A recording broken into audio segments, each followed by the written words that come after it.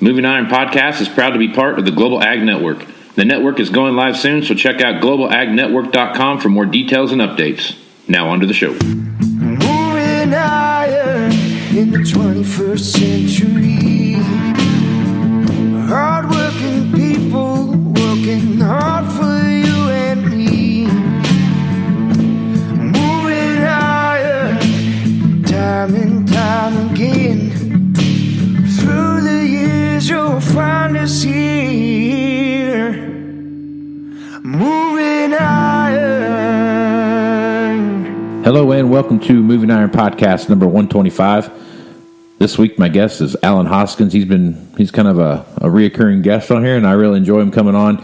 Alan is he's a banker out in Louisville, Kentucky. Works for American Farm Mortgage, and he is kind of a jack of all trades. You know, if you want to check out Alan, go back and listen to some of the previous podcasts. But he's got a pretty good handle on what's going on around him, and he's one of those guys that has a rare view of what it means to be an ag lender and a farmer as well. So, Alan, welcome back to the show. Casey, thank you. I'm very much appreciative to be back. Well, the renewal season is in the air, so everybody's farmers are out and about talking with bankers, kind of looking at their plan for this coming year and getting an idea what their operating notes are going to look like. And as you have worked with your client base that you work with and looked at some different stuff, what's your overall feel and what do you see happening in 2019 that might be different than 2018? Well, Casey, I think as borrowers come in, we're kind of seeing what we believed we would find, in that working capital is continuing to hold steady at best to diminishing. In our area last year, we had some pretty good yields. A few guys took advantage of the opportunities in last March and April to be able to make some pretty good sales, and you can really tell it right now. And so what we're finding, working capital is, as I said, holding its own at best. In some cases, we've seen some deterioration, seen some folks actually come in with some negative working capital. Fortunately, there's still some pretty good opportunities if it makes sense to do some refinancing. Long-term interest rates are still pretty attractive, even though we've seen the short-term rates trending upward. I'd say, Casey, looking forward into 2019, obviously 2018 was interesting with what happened with commodity prices, with the governmental issues that we saw occur.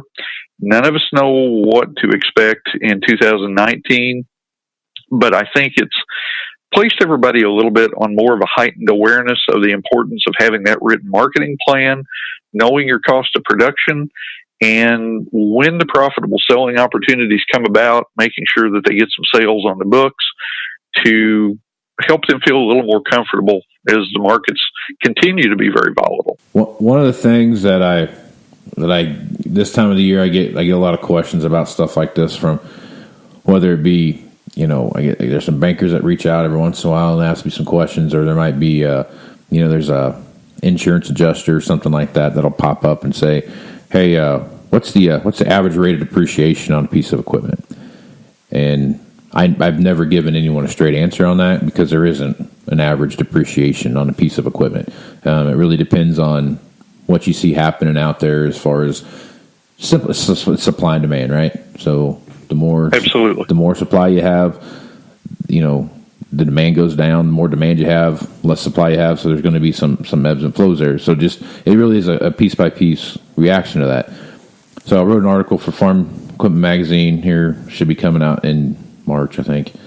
But it's about, there's no easy button, because there's no easy way to really determine what a year-over-year depreciation is for a piece of equipment. So what's your thought on that, Alan? I mean, I know that's we talk about this a lot, and that's one of your big pet peeves. So what's your thought on that, and how do you combat that, that year-over-year depreciation, looking at folks' balance sheets and understanding what they do with their equipment?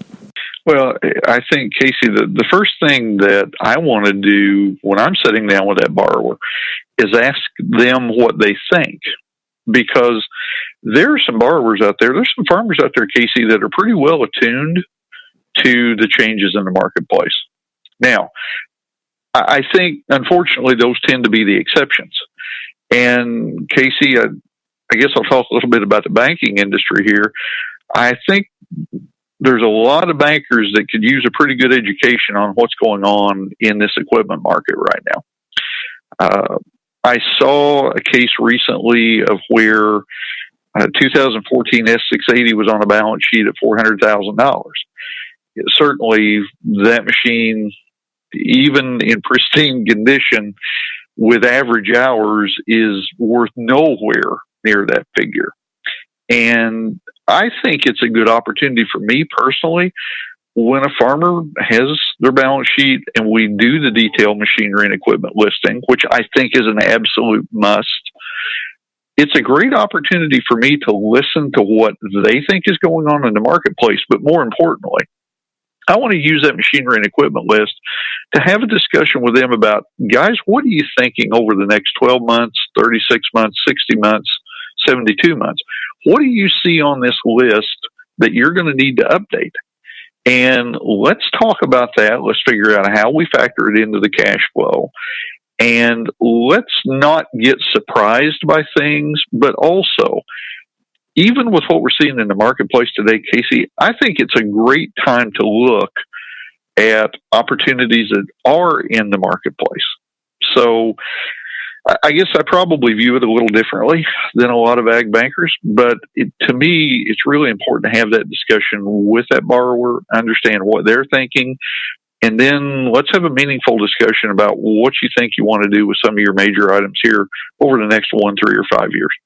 And that's what I get. You take a look at some equipment situations that are out there. So if you take a look at anything that's built in 2012, 2014, there's a lot of them, right? It's just because the economy was humming and there was all kinds of money in the market, and they just couldn't make machines fast enough. Doesn't matter what manufacturer it is, there's just a lot of it, right?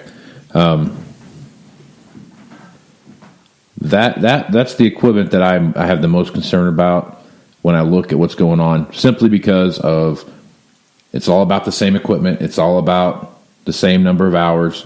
So you have this huge glut of, 1,500 to whatever, 2,500 hour combines, that are sitting out there now. Simple supply and demand tells you that's going to be a problem, especially. Those are the guys that are going to be wanting to trade those in to get into those 1, 2, 3, 4-year-old machines, and that's the hard part for me when I look at that. And you're trying to tell a guy that, hey, you're trading your machine in, and it's worth whatever $125,000 to basically $100,000 to $150,000 depending on what it is, and the one you're wanting to buy is $250,000 to $350,000 depending on what it is. So now you're having to come up with an extra $100,000 to $200,000 worth of trade difference on top of what you're already out there looking at, and it's just getting tougher to have that conversation, especially when you talk about planters. Sure, but Casey, I think one thing that people need to keep in mind a little bit, because they see those numbers, and they are large numbers, no question.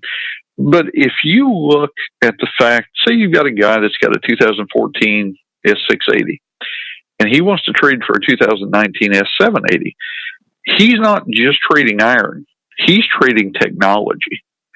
And definitely with the cost of technology, it certainly plays a huge role in why we see these numbers change so dramatically. But I think it's something that people do need to keep in mind, that they're not just trading iron anymore. They're trading the technology. But you're absolutely right in what you said, Casey. I mean, even a 3-4-year upgrade, 3-year upgrade, you may be looking at the price of the combine that they're trading in just to upgrade. So I think it certainly gives them an opportunity to look at what are they really getting for their money? You touched on planters there.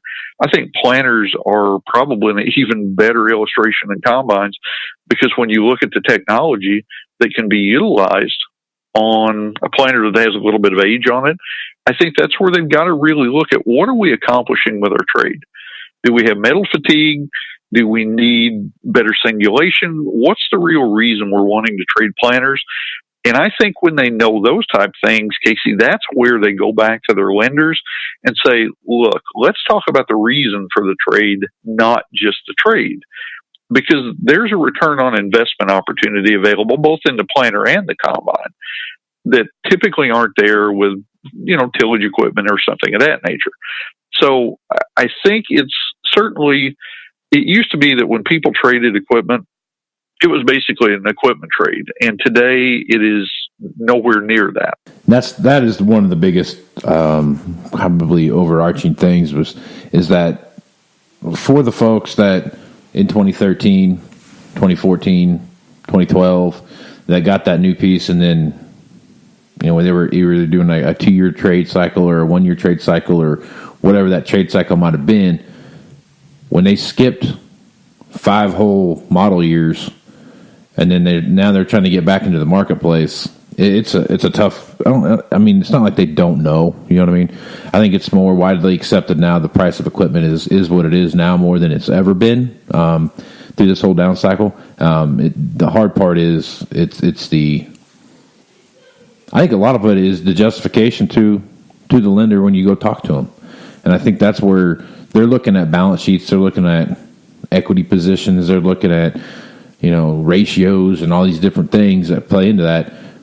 With sometimes I feel like, and I'm going to probably get some hate mail out of this deal, but little regard to what the actual piece of equipment's going to do for them when they get it back to their farm. And I think that there's a huge disconnect there in the lending community when you step back and take a look at the big picture. Absolutely, Casey.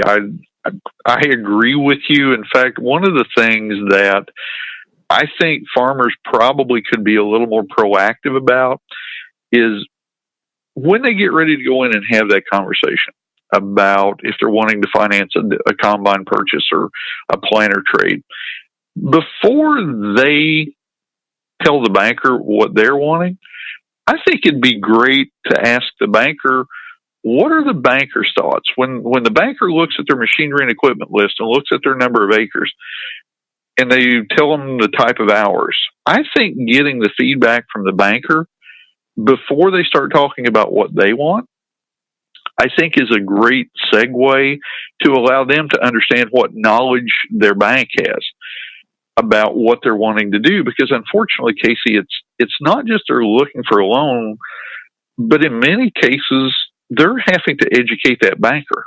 And that can be a tough thing to do when you look at someone who may not have a lot of experiential knowledge, if you will, about today's modern combines or modern planters. It's not that you're just looking for financing. In many cases, you're having to help them understand that this is not an expense, this is an investment that's going to generate a return. So how do I do that? Pretend like let's do a little role play here. I'm the farmer. I'm coming in. I want to talk to you about just getting a $250,000 new planter, and no matter what manufacturer it is, that's pretty close to what you're going to spend on a new planter.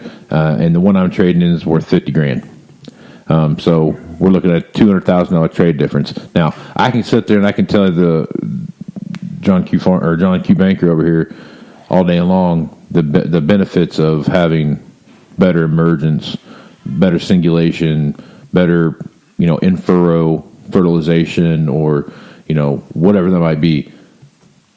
How am I going to tell that story to make sure that my banker understands that?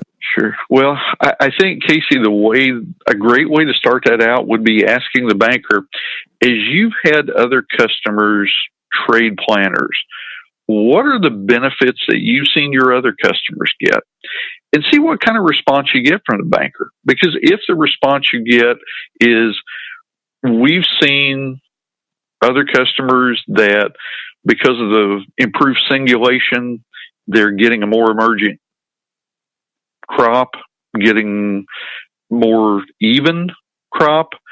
If you get that kind of a response from a banker, then your discussion as the borrower is going to be different, because you're not having to educate them on why the price tag's $200,000. They have a good understanding.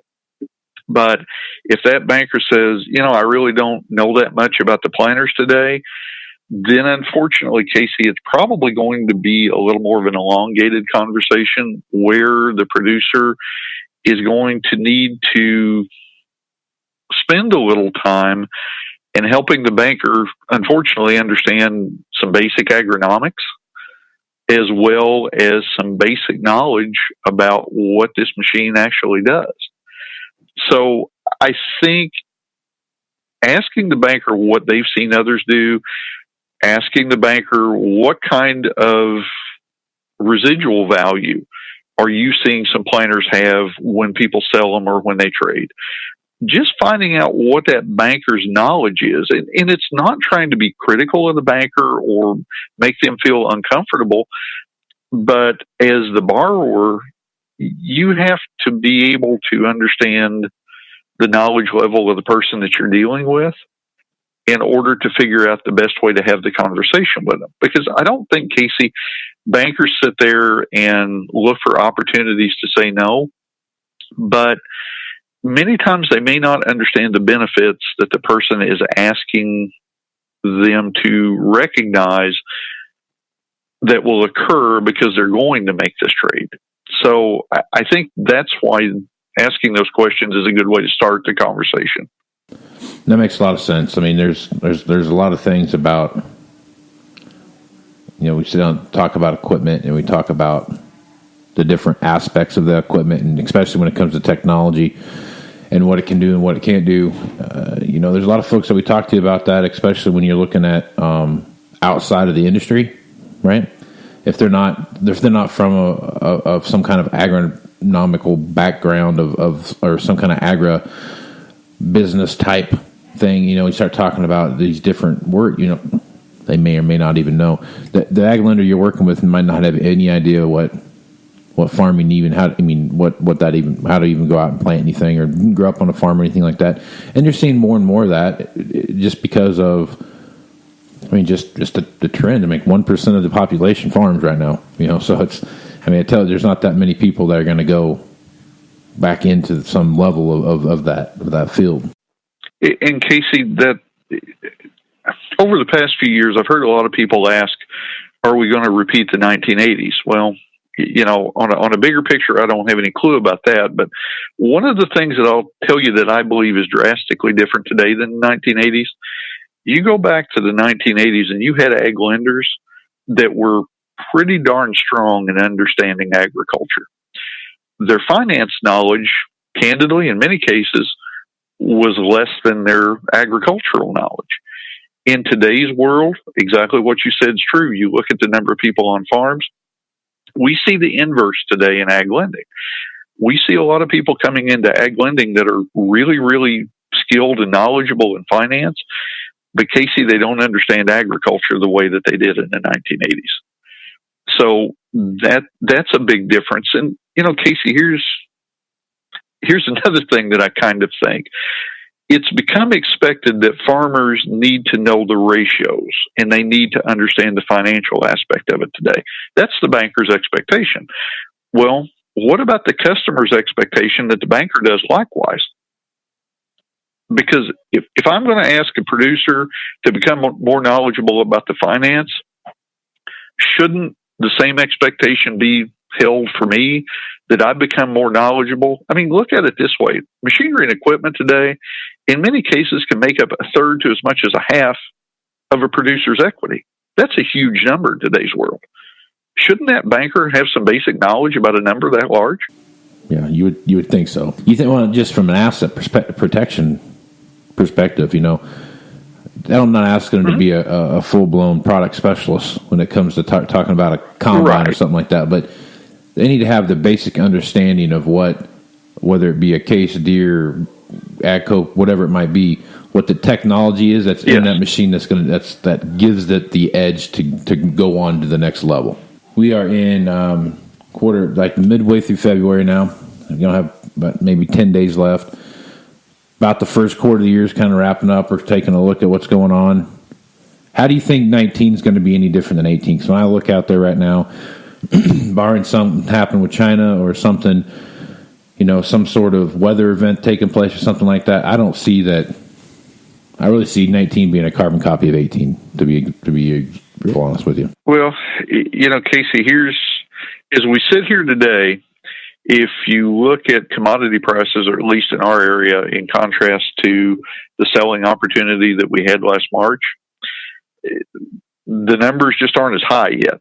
Now, I can't predict the future, and certainly the market facilitation payment that folks received on beans last year, if they did a good job marketing in the spring and then they got the MFP, that turned out to be a pretty good year on soybeans if they had some yields.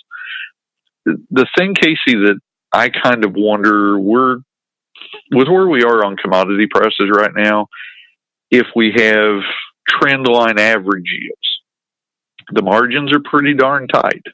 In some cases, depending upon the producer's overhead structure, the margins are in the red. So, absent some kind of market movement, it's going to be a pretty challenging year, I think. Now, history says, and I know history is no indication of the future, if you go back over the last 40 years, there's been at least one profitable selling opportunity throughout the growing year. I think historically that tends to come pretty early. One of the things, Casey, that I hope guys are doing is they head to the field with the planters, don't forget about marketing. Because honestly, the best marketing opportunity may be while you're in the planter. So whoever you're working with on marketing, I think it's imperative that you stay in contact with them, have that written marketing plan. But, Casey, if we see a flat year from a yield perspective in relation to trend line, and we don't see these commodity prices do much, it's going to be a pretty challenging year. And I think we're seeing some of that now with the uncertainty in the marketplace. We have gotten number wise, we're probably not much off of what we were this time last year. So, I mean, if that's any indicator, that's kind of where I'm getting my same song, different dance kind of approach to 2019. But if we keep the same trend line that we're seeing now, and what the markets did, here this first part of the week here, and at the end of last week, so we're talking like the third week of February here, and if that trend line continues in the same what we're seeing, we've hit some all-time lows, all-time weekly lows here. So I think there could be some. There's definitely going to be some pain that will be felt if we don't get this thing with China taken care of, but who knows what happens then, right? What's that mean? I've read articles that show this is the first year in a long time where we're going to have consumption outpace. Consumption is going to outpace the production of soybeans. So normally it's pretty close to each other, and normally we produce just a little bit more than we consume. That's why we have the stocks that we have now. But so what's that mean? How's that going to affect the bean market? Which we won't know any of that till August or September. That's when you're really going to start seeing that absolutely start playing into the market. But take a look at the weather situation we're in right now. If the weather models are right, and you start looking at long-term forecasts and long-term weather modeling, winter's here to like April, it sounds like. So that could start having an effect on some markets too. So there's a lot of things in the works right now that could absolutely have a dynamic effect on the overall marketability or overall profitability of the farmer right now. And Casey, you touched on it there. The weather scares in the market earlier rather than later probably provide the best selling opportunities for the farmer, maybe over the course of the year. So if there is a weather scare right now, certainly I've seen multiple producers that already have some pretty good sales on the books for 2019. But if a weather scare presents itself, it's good to understand where your break evens are and have that written marketing plan in place so that when that scare comes, you can take advantage of it. Chip Nellinger's on here on Sundays, and we talk about that a lot. That's what he does is he does that marketing plan, works with that, takes a look at the markets, and really starts driving that plan home. And there's something to that, man. Yes. Having that plan and not only just having the plan, but sticking to it and having the discipline to say, I'm not going to wait for the extra dime or the extra nickel. The plan says sell, I'm selling, or buy, or we'll put, or call, or whatever it is. You do what you're going to do, and you keep it up with it. And those are the folks that have that plan and stick to it. Those are the ones in the long run are the ones that actually make the most of the marketing year. Absolutely, they do, Casey. And I think a huge reason why that's true, having that written marketing plan, and you talked about Chip, and I agree with you completely, Chip. I think Chip does a good job in looking at the markets and trying to understand the technical aspects of it, but also applying real world common sense. But one of the things that I think is understanding that cost of production, but that written marketing plan takes the emotion out of it. And I think that's where a lot of times people, I won't say get into trouble, but maybe they miss the opportunity that's really there because they let the emotion play into it instead of letting it be what it is. It is a true business decision. So I think that's something that written marketing plan does, and we talk about that with producers. How do you take the emotion out of your selling decision? Same thing with value and equipment. How do you take the emotion out of the customer contact that you have? So yeah, emotion is it can be a bad thing sometimes, more times than not, in any part of your life, I guess, when you start looking at how your reaction to things are. So yeah, it's definitely something that you got to keep in check from time to time. Definitely, and Casey, there's definitely emotion associated with equipment because let's face it, that's where guys spend so much of their time, and the ladies too, not just the guys. That's where producers spend a lot of their time is in that equipment, and that equipment is a source of pride to them. It should be a source of pride to them. But you're absolutely right. If you do your best to take the emotion out of it and understand that it is a tool that you use to generate a profit, that does help. Maybe the emotion is better left in a lot of cases for the collector tractors, but there's still a tremendous amount of pride associated with buying a brand new tractor or a new tractor or combine to you. It doesn't have to be brand new in today's world. Absolutely. Well, Alan, I think we've covered the bases on this one, and I appreciate you being on the podcast. If guys want to reach out to you and pick your brain or ask you a question, how would they do that? Sure. My email address, Casey, is Hoskins at AmericanFarmMortgage.com, and they can reach me at area code 812-213-3614, and that is my direct number. Rings straight to me, so it allows you to bypass the switchboard. Right on. Inside baseball with Alan Hoskins. I like it. All right, Alan.